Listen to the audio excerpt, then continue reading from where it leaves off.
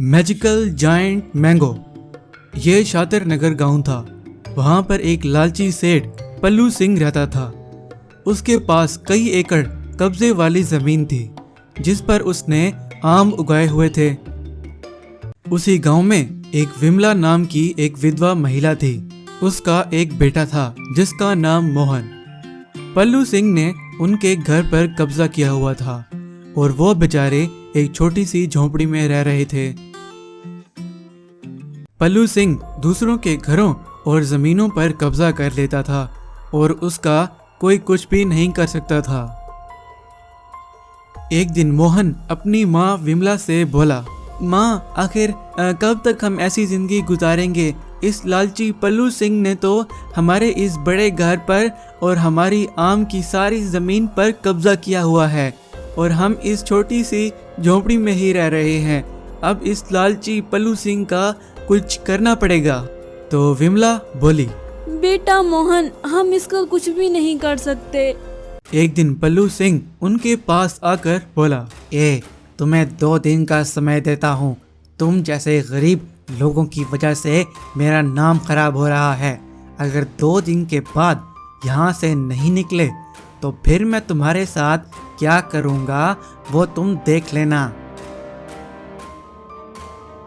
मोहन उदास होकर अपनी बकरियों को लेकर जंगल में चला जाता है और अपने आप से कुछ कहने लगता है, पिताजी के जाने के बाद इस पल्लू सिंह ने हमारे साथ अच्छा नहीं किया। इसको तो मैं जरूर मजा चखाऊंगा।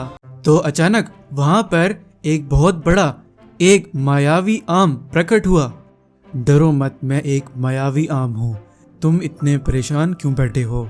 तो मोहन बोला, मायावी आम, उस लालची और घमंडी पल्लू सिंह की वजह से हम बहुत गरीब हो गए हैं।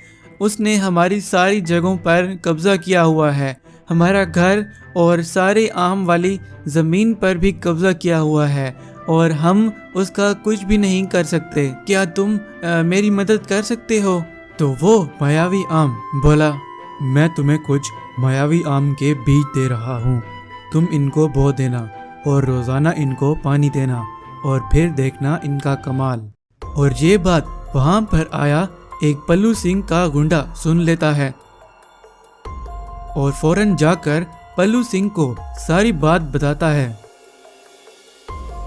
जब मोहन उन बीजों को पानी दे रहा होता है तो पल्लू सिंह छुपकर देख रहा होता है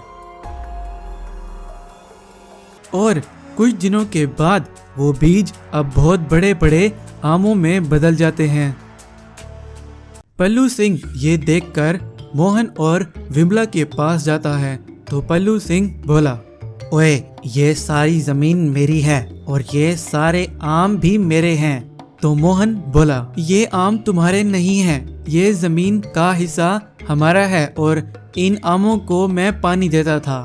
तो पल्लू सिंह गुस्से में आ गया, ज्यादा मेरे साथ चालाकी मत दिखाओ, अब तुम मेरे साथ पंगा लोगे। और अपने गुंडों से कहता है, ओए, इनको अभी रस्सी से बांधकर समंदर में इनको फेंकाओ और इनकी गंदी सी झोंपड़ी को भी गिरा दो। तो फौरन वहाँ वो मायावी आम प्रकट होता है। तो वो मायावी आम बोला, मोहन, अब तुम्हें चिंता करने की कोई ज़रूरत नहीं है।